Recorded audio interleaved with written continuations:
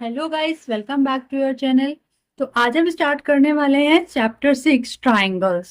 तो चैप्टर की exercise start करने से पहले उसका हम थोड़ा सा इंट्रोडक्शन देख लेते हैं कि इस चैप्टर में हम क्या क्या पढ़ने वाले हैं।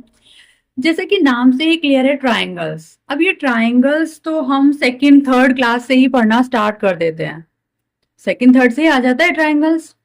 सो ये चीजें तो हम पहले से ही जानते हैं कि ट्राइंगल होता क्या है, फिर भी हम बिल्कुल बेसिक से स्टार्ट करेंगे जो चीजें हमें एकदम से रिफ्रेश हो जाए माइंड में कि ट्राइंगल क्या होता है, ट्राइंगल के टाइप्स कितने होते हैं या वॉट एवर।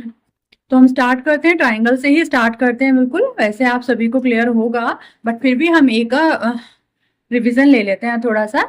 तो ट्राइंगल ट्राइंगल क्या होता है? Triangle is a close two dimensional shape होती है, क्लोज शेप होती है। देखिए आपके सामने एक ट्राइंगल है, इसके अंदर हम कहाँ से एंटर करेंगे? कहीं से हमें कोई ओपन डोर थोड़ी इसमें दिखाई दे रहा है जहां से हम इसमें एंटर कर सके। So it is a close figure. तो ट्राइंगल हमेशा एक क्लोज फिगर होती है that is two dimension. Two dimension मतलब, टू डायमेंशन क्या होती है? जिसकी लेंथ ब्रेथ होती है, इसकी तीनों डायमेंशन लेंथ ब्रेथ हाइट नहीं होती है, with three sides. Three sides होती हैं इसमें। क्लियर है आपको? इसकी एक साइड ये है, एक साइड ये है, एक साइड ये है, तीन साइड होती है इसमें। And three angles, one angle P, angle Q, angle R, three angles होते हैं एंड थ्री वर्टिसेस। बहुत सारे स्टूडेंट्स को वर्टिसेस नहीं क्लियर होते हैं कि वर्टिसेस किसको बोले। तो देखिए जहां पर दो साइड्स मीट करती हैं दैट इज कॉल्ड वर्टेक्स। तो देखिए यहाँ पर थ्री वर्टिसेस हैं, थ्री एंगल्स होते हैं इसमें, थ्री साइड्स होती है और थ्री वर्टिसेस होते हैं। तो थ्री वर्टिसेस हैं, vertices point P, point Q and point R. तो अब हम देखते हैं टाइप्स ऑफ ट्राइंगल्स के जो टाइप्स होते हैं उन्हें हम एंगल्स के बेसिस पर भी उसके टाइप्स होते हैं कुछ, एंड उसके साइड्स के बेसिस पर भी टाइप्स होते हैं ट्राइंगल्स के। तो सबसे पहले हम एंगल्स के बेसिस पर देख लेते हैं। First is acute angle triangle. देखिए ट्राइंगल्स तो हमें सब देखने में एक जैसे ही लगते हैं, बट क्या पहचान होती है कि ये एक्यूट एंगल ट्राइंगल है या ये ऑब्ट्यूज एंगल ट्राइंगल है, या ये भी हम नेक्स्ट वाला जो करेंगे राइट एंगल ट्राइंगल है। सो एक्यूट एंगल ट्राइंगल की क्या पहचान होती है? देखिए हमें ये तो पता है कि ट्राइंगल्स के जो तीनों एंगल्स होते हैं उनका सम कितना होता है? 180 डिग्री होता है। चाहे कोई एंगल कितने भी डिग्री का हो, बट उनको ऐड करके हमेशा 180 ही आता है। तो एक्यूट एंगल ट्राइंगल कौन सा होता है? जिसके तीनों एंगल्स 90 डिग्री से कम के होते हैं, जिनकी measure of all angles less than 90। देखिए हमने यहाँ पर एक एग्जांपल लिया है। जैसे एग्जांपल में triangle A B C, angle A is 72 less than 90 है, angle B is 54 less than 90 है, and angle C is also 54, it is also less than 90। तो यहाँ तीनों एंगल लेस देन 90 है, इट मीन्स ये आपका एक एक्यूट एंगल ट्राइंगल है। Now obtuse angle triangle. तो ऑब्ट्यूज एंगल ट्राइंगल की क्या पहचान होती है? कि उसका कोई एक एंगल 90 डिग्री से ग्रेटर होता है। ठीक, यहाँ ऐसा नहीं है कि जैसे यहाँ पर तीनों एंगल्स 90 डिग्री से कम थे तो यहाँ पर रिदम में बच्चे बोल देते हैं ना कि यहाँ तीनों एंगल 90 डिग्री से कम है तो ऑब्ट्यूज में तीनों एंगल 90 डिग्री से ज्यादा हो जाएंगे। नहीं भाई, ऐसा पॉसिबल ही नहीं है। ट्राइंगल्स के तीनों एंगल्स का सम ही 180 होता है। सो अगर किसी ट्राइंगल का एक एंगल 90 डिग्री से ग्रेटर है तो उसको हम क्या बोलेंगे? ऑब्ट्यूज एंगल ट्राइंगल बोलेंगे। So and next is right angle triangle. So in right angle triangle इसकी क्या पहचान होती है? Measure of one angle is exact 90 degree. कि उसका जो एक एंगल होगा वो एग्जैक्ट 90 डिग्री का होगा। उसकी दो लाइन हमें ऐसे बिल्कुल परपेंडिकुलर दिख रही होंगी क्योंकि उनके बीच में 90 डिग्री का एंगल होगा। तो ये तो हमारे टाइप्स थे, किसके बेसिस पर? Basis of angles. एंगल्स को देखकर हम पहचान रहे थे कि ये एंगल जो ये जो ट्राइंगल है ये कौन सा ट्राइंगल है, ये एक्यूट एंगल ट्राइंगल है, ऑब्ट्यूज है या राइट एंगल ट्राइंगल है। अब हम करेंगे ट्राइंगल के ही types on the basis of sides. अब हो सकता है कि हमें ट्राइंगल्स के टाइप पूछे हो बट वहां पर हमें एंगल्स गिवन ही ना हो, और हमें क्या गिवन हो? हमें साइड्स गिवन हो। तो हम कैसे पता लगाएंगे? तो देखिए साइड्स की बेसिस पर भी ट्राइंगल्स के जो टाइप्स होते हैं, first one is isosceles triangle. Isosceles triangle कौन सा ट्राइंगल होता है? Two sides have same length. जिस ट्राइंगल की एनी टू साइड, ऐसा जरूरी नहीं है कि यही दोनों साइड इक्वल होंगी, हो सकता है ये दोनों साइड इक्वल हो सकता है ये दोनों साइड इक्वल हो। मीन्स अगर किसी ट्राइंगल की कोई सी दो साइड्स इक्वल हैं और थर्ड जो साइड है वो डिफरेंट लेंथ की है, that is called isosceles triangle.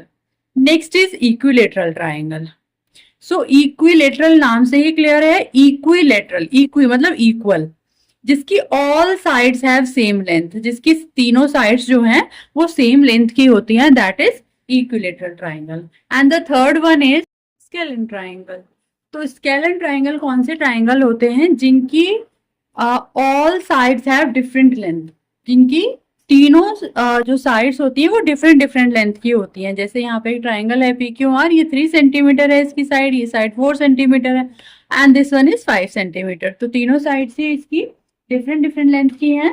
तो ये आपका क्या होगा? एक स्केलन ट्राइंगल होगा। तो अब हम अपना नेक्स्ट टॉपिक पढ़ेंगे, कॉन्ग्रुएंट ट्राइंगल। कॉन्ग्रुएंट ट्राइंगल भी हमने क्लास 9th में पढ़ा है, फिर भी एक बार रिवाइज कर लेते हैं। कॉन्ग्रुएंट ट्राइंगल्स कौन से ट्राइंगल्स होते हैं? Triangles that have the same length of side and have the same interior angle.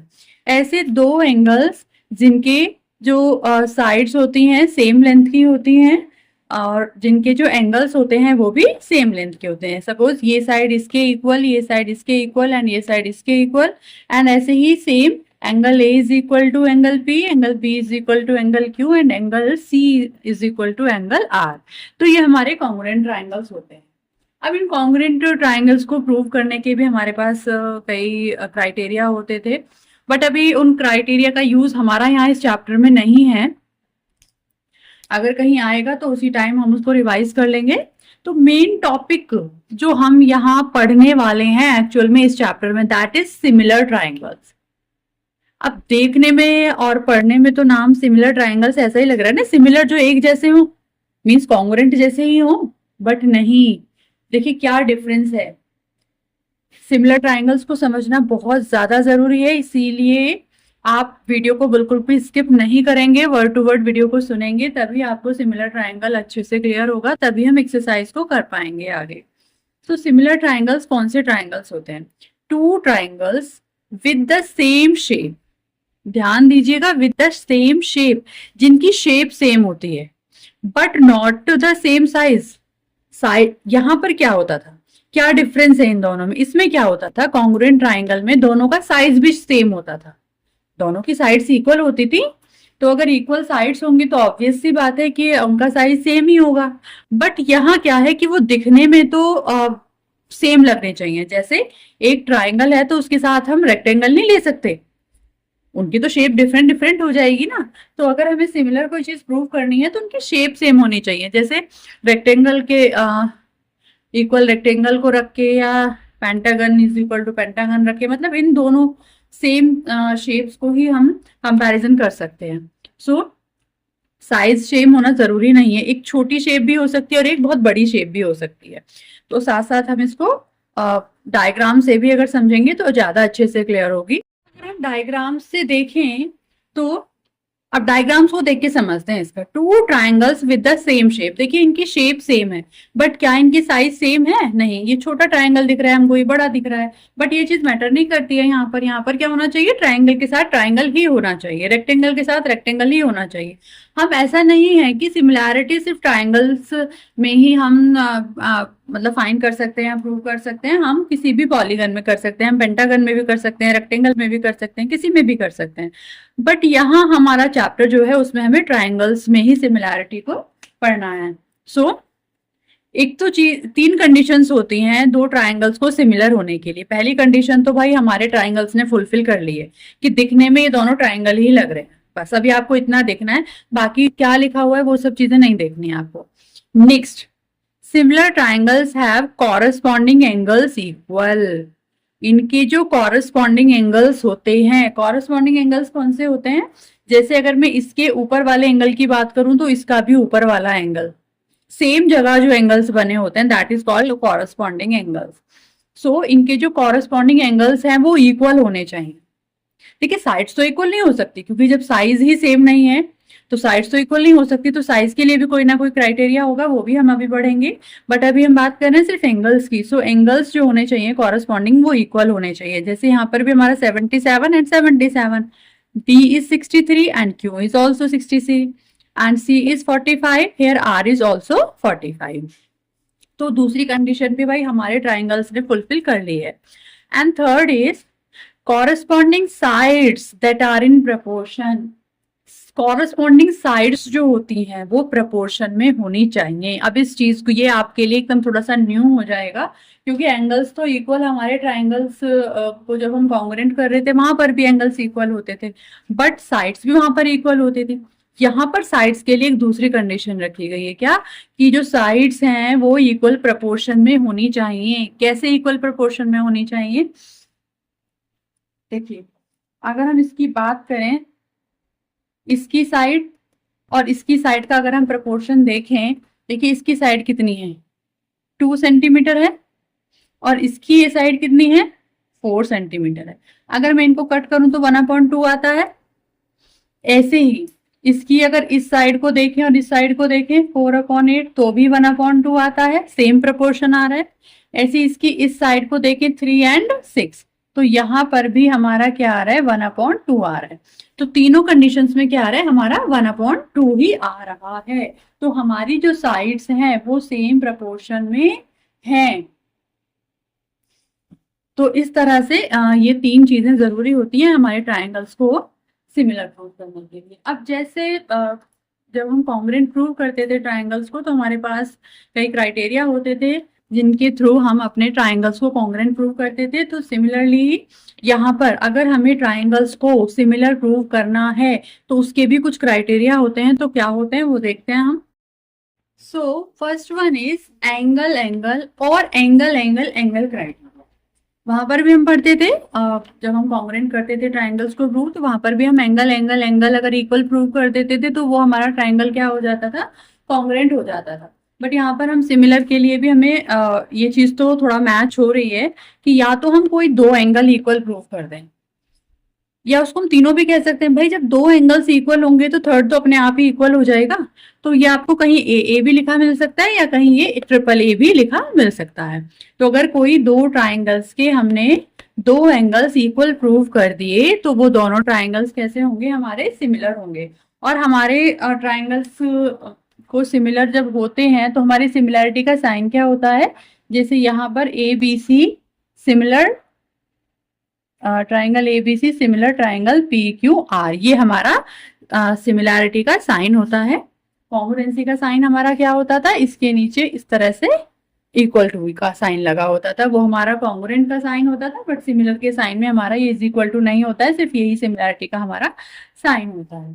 तो सेकंड है आपका SAS, मतलब साइड एंगल साइड। इतना तो आप समझते ही होंगे क्योंकि आपने ये सब उसमें भी पढ़ा हुआ है कॉन्ग्रुएंसी में भी। बट यहाँ साइड एंगल साइड का जो क्राइटेरिया है वो थोड़ा सा चेंज है। जैसे क्या, ये तो सेम है कि साइड और साइड के बीच में एंगल आना चाहिए, पहली बात तो ये, ओके।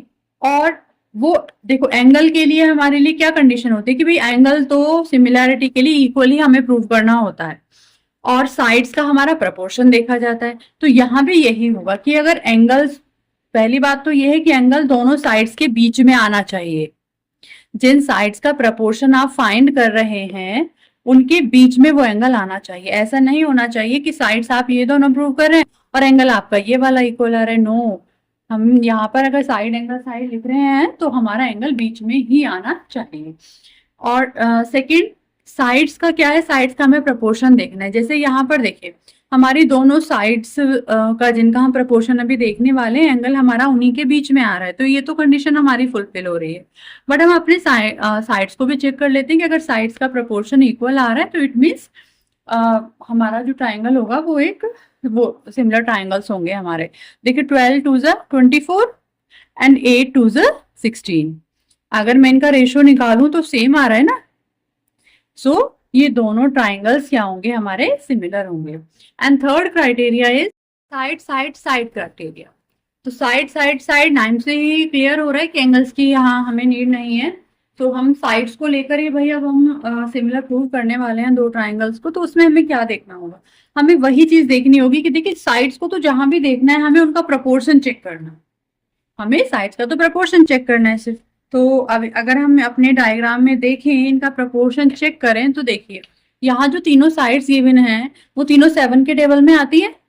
भाई अगर हम प्रोपोर्शन चेक करते हैं तो नंबर को कट करते हैं ना, किससे वो कट हो रहा है, सेम प्रोपोर्शन आ रहा है या नहीं आ रहा है। तो यहाँ अगर मैं तीनों साइड का प्रोपोर्शन देखूं तो 7 3 जा 21, 7 4 जा 28, 7 2 जा 14, ये मेरा रेशो आ रहा है 2 3 4। अब इसको भी चेक कर लेते हैं, ये तीनों नंबर्स हमारे किस में आते हैं, 5 के टेबल में आते हैं। तो 5 3 जा 15, 5 4 जा 20, 5 2 जा 10। तो जो रेशो इधर आ रहा है वही रेशो इधर आ रहा है, सेम प्रोपोर्शन में है ये। तो अगर इस तरह की कंडीशन कहीं बनती है तो हम साइड साइड क्राइटेरिया से दोनों ट्राइंगल्स को सिमिलर बोल सकते हैं। तो यही सब टॉपिक्स हैं जो हम मेनली मतलब यही सिमिलैरिटी ऑफ ट्राइंगल्स जो हम पूरे चैप्टर में यहाँ पढ़ने वाले हैं। अगर आपने वीडियो को अच्छे से देखा होगा, चीज़ों को अच्छे से समझा होगा, तो आपको किसी भी क्वेश्चन में कोई भी प्रॉब्लम नहीं आएगी। तो आज की वीडियो में बस इतना ही, मिलते हैं नेक्स्ट वीडियो में।